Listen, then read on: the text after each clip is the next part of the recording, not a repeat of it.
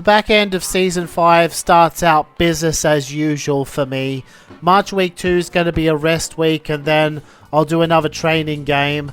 I'm almost always doing speed these days when I don't need to boost relation, because speed in football games has always been an extremely important attribute, and I can reliably get 2 or 3 past the keeper, so I can score well here without necessarily scoring brilliantly. And then in week 4, Harry Kewell pulls us aside because he's lost confidence in his game recently. This is an event that we've seen before, so still business as usual, but it's worth pointing it out because any boost to your leadership is much appreciated. It is difficult to raise that particular stat. For these last couple of regular training sessions, I focused on attack, but now we come to April week 2, which means another European League match. We've drawn Udinese, which continues the theme of familiar territory for us because we played them this same round in Season 2. There we won by a penalty shootout. This time we'll be hoping to close it out without needing one. Gerrard has this free kick from 26 metres and it rockets in, and well, look at the replay. This is what I was talking about with the comm level potentially being lower in cups, because the opposing goalie really should be saving this, but for the third time in this series, I've managed to just blast one at them, and they've sat back and watched it go in. So we should be able to advance now, but let's not count Udinese out yet. Di Natale gets this shot away, but it was way too far out to be anything close to a threat. We get a corner kick, and it goes to Kronkamp. He gets a good chance, but the goofy art bicycle, not enough power on it. Late in the game, Udinese set up this. Oh, that was so close. Ian Quinter, if he just got in the right angle on that, that would have been a goal for sure, but it's not going to be a goal. And as time runs out on them, the scoreline is still 1-0, and we are once again through to a European League final.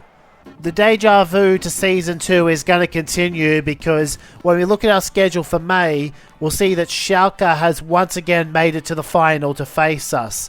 But before that, we have what would be a blockbuster matchup against Manchester City, except this is City before they got bought up by the Sheikhs, so maybe not as strong as you would think. Also, I misremembered, I actually did do a skill training game just to mix things up here, and even though I went 4 for 4, the results perhaps not as great as I would have liked.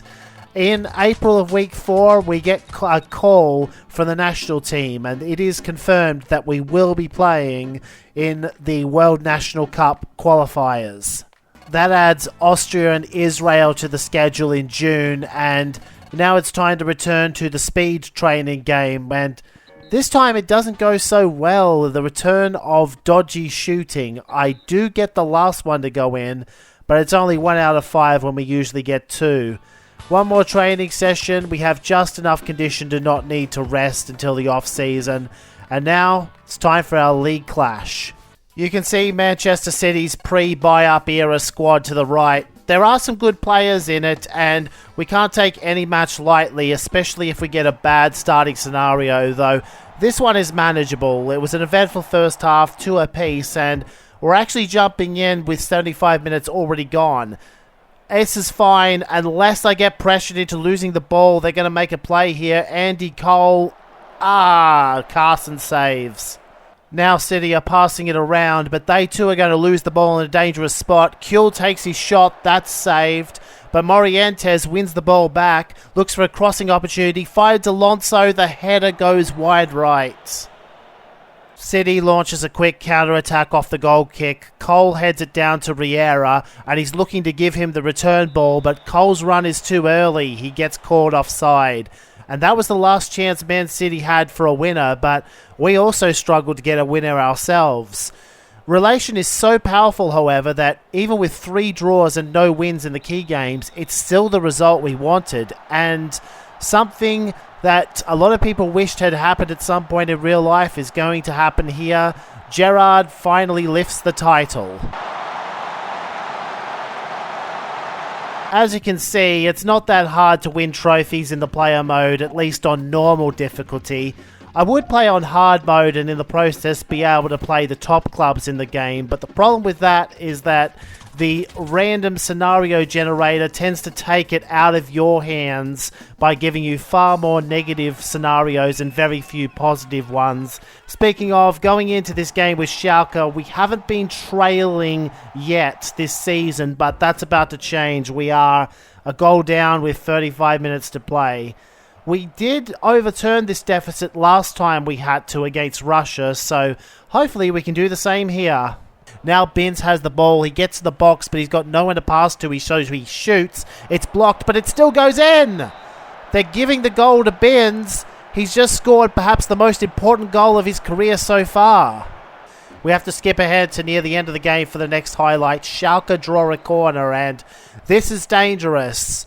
Unless Harman jumps the final pass despite Schalke having the tactical edge.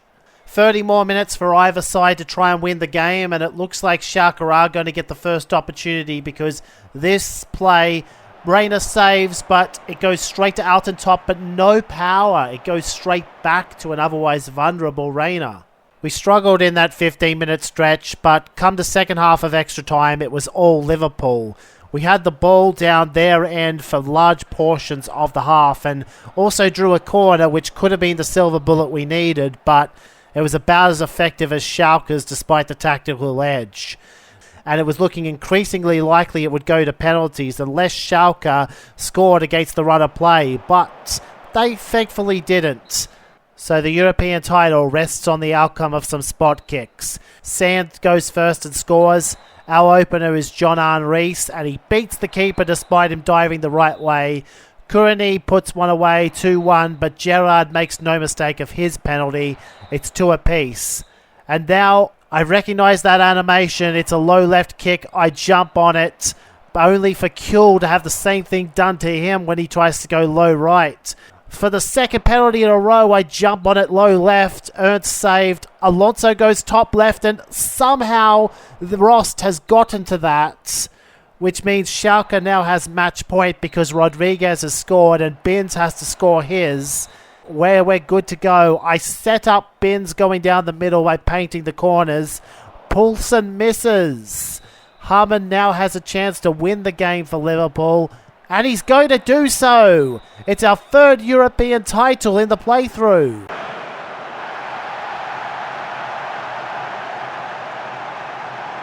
Binns gets a post-match defensive boost for the first time since Season 1. And we did win Man of the Match for that equalising goal too, but I've already ruled out that being the specific trigger.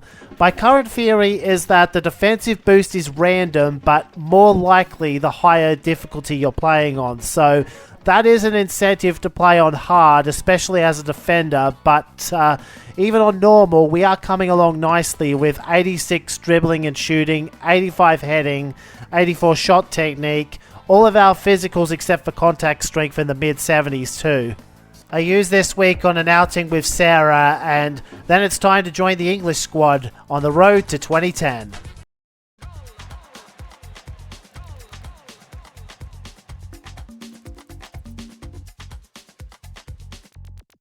Our first match this month is against Austria, and I'm going to keep the highlights for this relatively brief because we're going to go in at the 75th minute, 1 apiece with us a man down. 3 kick is saved, and the corner kick goes to Terry, also saved, not quite enough power. But now that Austria have seen that threat off, they can use their man advantage to put pressure on us. This shot was well placed but saved by Robinson, and then a few minutes later, Schopp starts making good plays on the right wing. Gets it to Maybrib, who on 2 occasions should have scored, and I don't know how he managed to get away with that, because after Terry failed to clear, I thought it was all over. But instead, we are going to come away with a 1-1 draw. A shaky start, room for improvement. This season, we do have a 1-week gap between national team matches, so I used that to go out with Jack at the casino, and he's pretty happy with it. Now it's time to move on to Israel. I don't know the exact requirements to reach the final rounds of the World Cup, but I know that if we win at least one match, it's a guarantee, so we've got to go into this match assuming we need a win. That's easier said than done, even with this being a relatively good scenario for what is considered a cup game. Sometimes you can be all over the opponent and the pieces simply won't fall in place for a goal to be scored. And other times you can get lucky. I feel like we've had a lot of good luck in this playthrough already, but maybe we can have a bit more. Here's Gerrard crossing the ball in, overshoots my original target, but the ball is cleared to Neville, who bangs it off the crossbar and in. Assuming we can now hold on to this lead, this leaves no doubt that England will qualify for the final stages of the World Cup. Sometimes the best form of defense is attack, and we're threatening to go 3-1 up on multiple occasions here. Davidovic is doing a great job of keeping the game alive for Israel, but that's about all he can do. He needs support from the rest of the team, and they're not providing it. The ball stays down their end for much of the rest of the game, and the whistle blows. England's done everything they needed to do. We get another defensive boost after the match, in addition to our normal point gains for Gary Binns' involvement. Now, as you may or may not know, the player mode ends after 6 seasons, so we're only going to get one shot at this World National Cup. The other question is, are we going to stay at Liverpool for the rest of our career, or are we moving again? Well, had any S-rank clubs contacted me, I would have strongly considered a move, but there's no one here, and the extra salary doesn't really mean much when we've already got more than enough money to see us through to the end of the game. This is even after accounting for the money sink that is Torres' event chain, but we'll see how many of these event chains we can complete and how many more trophies we can win next time on Virtua Pro Football.